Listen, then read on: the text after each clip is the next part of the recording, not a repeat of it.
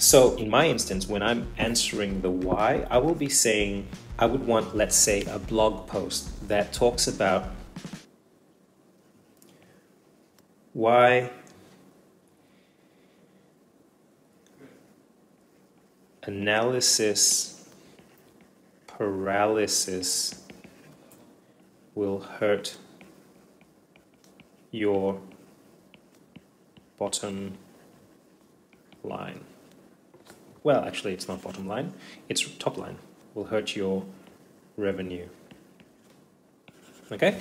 So I'm going to be answering the why. I know their pain is that they're feeling overwhelmed. So at this stage of the buyer's journey, I want to be talking about that pain. I'm going to be talking about that trying everything at once is a mistake, and being scared to try anything at all is a mistake. That all strategy is a bet, and that you don't know what you don't test. So it's important to have an adaptive mindset where you test, measure, pivot, test, measure, pivot, or test, measure, optimize, or test, measure, scale. That's how you need to be thinking about digital marketing. That strategy, that adaptive strategy, is very different from old school strategy, which is make a plan that's really, really big and then execute the entire plan all at once. God knows if that would work. It'll be great if it does, but typically what you'll find is you'll need to make tweaks, changes along the way, so you might as well start with that mindset. Anyway, little side note there. So I'm answering why, okay? Why do I need help right now? I'm hitting on that pain point. I'm addressing the frustration and saying, that's why, because you're frustrated with XYZ. All right. In the consideration stage, I will be answering the what. I will be telling them the solutions. What should I be considering to meet my goals? Now, in this example, my what is you need to be considering learning to be a better marketer, learning to test and measure, and learning how to find the right people externally to execute for you. Okay? So I'm just going to choose one of those. I'm going to say they're going to read a blog post that is titled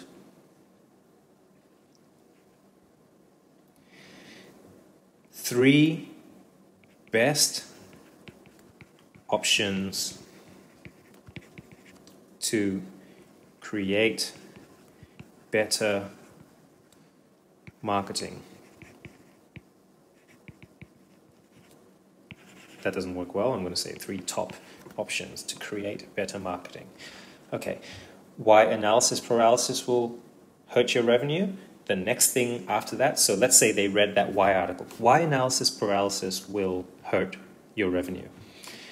And right after they read that article, there is a link to the next article, which, hey, it's a what article, because I'm moving them along the path. And the next article they read is 3 top options to create better marketing. So then the next thing after that is, well, okay, how do I choose the best of these options? Or how do I choose the best of your service options? Do I go with the full-blown package, or do I dip my toe in the water with you? What's my next step? In the how section, I might have case studies or testimonials answering how to choose the right person. Okay, I might say some of my features and benefits. I'm going to write here as an example, the how is social proof. So essentially this is case studies, testimonials, people who are like, man, I did this, it absolutely changed everything. It was really good for me to understand. I feel so much more competent and confident as a business owner going out into the marketing world to market my product, my brand, my services, my story. Okay, so I'm answering the how. All right, and obviously at the end of that how article is a link to sign up to one-on-one coaching. Whatever it is for you, make sure in the first stage you're answering why by addressing the problems, answering the what, which gives them the solution, and then answering how, like how to get started and how to choose the best person to deliver that solution for you. Now I want to talk about why we call it the Triple F funnel. Because there is a funded kind of content, there is a fenced kind of content, and there is a free kind of content. All right, we've talked about the free. Free content are things like blog posts, social media posts, infographics that have little stats on them. They're free because they live out there in the public arena. They are front of house. They are accessible immediately without any kind of transaction or exchange of details. If it's fenced, the buyer needs to exchange information in order to get that content. So typical fenced content are self-diagnostic tools, ebooks, white papers, whatever it is that is a download or an interaction where in order to get started, I need to the buyer provides their personal details. It might be an email, a first name, you get the point. Also behind fence content are email campaigns, all right? Drip email campaigns. So I'm going to give you an example of some of these. So coming back to my example, and I'm using my example because I've already started, so let's just stick with it. Fenced content here would be a brand persona guide. So I have a brand persona guide because I know that before you start thinking about what you say, you need to define who you are. Especially so as a brand. So I have a free giveaway guide called the Brand Persona Guide. So the Brand Persona Guide is a free guide in exchange for an email address. So when you're thinking about what fenced content to put in the awareness stage, it's still answering the question, why? Okay? Which addresses the problem of getting overwhelmed by getting it wrong with too much information. So for example, the Brand Persona Guide, it says, okay, we know there's all this stuff in the marketing world that we could do, but let's strip it right back down to the foundational thing, which is who are you as a brand, okay? So it's an awareness style piece of content. Now, in the consideration stage, I have, let's say, my marketing cost calculator because, okay, so the next step is they want the better options for marketing. So how much does my industry spend on marketing? Well, you can use that cost calculator, but you have to sign up for it and provide emails, your email address, because it'll deliver the results to your email. So in consideration, I have a diagnostic tool, which is the marketing cost calculator. Okay. I also have a 45-day follow-up program. So if people have provided their details and they are at the awareness stage, I want to move them to the consideration stage. So I have a 45-day email campaign, automated, set up to provide value and to help. So you can start thinking about what marketing assets, including automation, can you use to move people from awareness to consideration, or even straight to a sale, okay? Now, my 45-day email campaign actually sits across awareness and consideration, okay? It even starts to invite the buyer into a decision. So the great thing about the Triple F funnel is, like I said, the buyer decides their own path. It's not realistic to say that if I set these boxes of behavior, you're going to fit into that box. It's just not true. Somebody once said that, why do we have advertising? And this great thinker, this advertiser said, if I could sell one-to-one in front of a person, and sell it by the millions, do millions and millions of one-to-ones, I would. Since I can't do that, I have advertising. So that's the way to think about this. At the end of the day, you are trying to pinpoint where in the journey a prospect is as a human being and be helpful in whatever way you can without kind of forcing them through a funnel, which is probably the worst thing you can do as a marketer, is to take the human element out of it. And that's where you find a lot of materials and resources out there forcing a formula, and you might find that you implement the formula exactly and you don't get the kind of leads that you want, or it doesn't work the way you expected it would. And that's because marketing is about people at the end of the day. So we got to think like human beings. You would never relate to a real human being like that and go to a sales course and a sales call and just read through a script in front of the person. So why would you do that in marketing? Okay, now I want to talk about the third kind of F, the funded. This is where they don't just exchange details, they exchange money. Yes, they can absolutely exchange money even though they're at the awareness stage.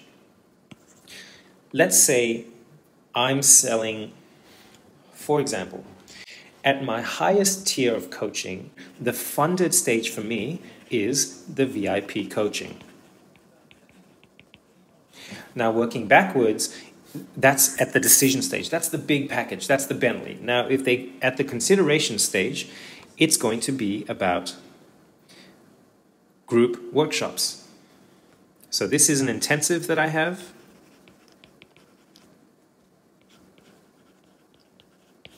Where we're going to be talking about some of the solutions that are available to a business owner. How to get external teams, how to get an external agency, why to get an external agency, how to write good briefs, some of the challenges that you have with funnel, fixing that funnel in a group setting, okay? But it's still consideration.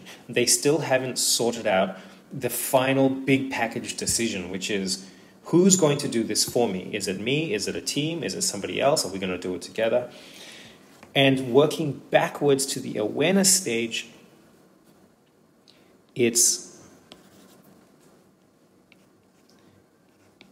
a video course. It's the DIY video course. Let's map out some potential buyer journey pathways. Watch this. Let's say somebody comes in through a social media post that they see, and the social media posts are about the top 3 ways to produce better marketing. So that's here. They enter in at the consideration stage. Notice they didn't start at the very beginning because they've done their own research. So they enter in here. Then they see a link to the marketing cost calculator and they go there. All right? Now, watch this. They don't always necessarily go forward in the funnel, because when it comes time to purchasing, they might say, well, I know I need to go here. I know I do. But I think I might just do something lower risk and pay to go back to this stage here. I think I know, but I don't want to go too far out and just jump in all at once. So I might just pretend I know nothing and start at a lower cost entry and see what I can learn. Notice they didn't go forward necessarily. All right, so that's an example of one journey. Let me talk you through another kind of example. Now this person, let's call her Jane, does really enter into this stage of the funnel. She's thinking, I've read a lot of stuff, what don't I do? I try to do everything. I try to be omnipresent, but for some reason I don't have a lot of leads. Yes, because you don't have focus. So she's here. Then she might think to herself, oh, all this time I'm scattered and I'm writing all this content and doing all these posts, but I haven't really been clear on who I am.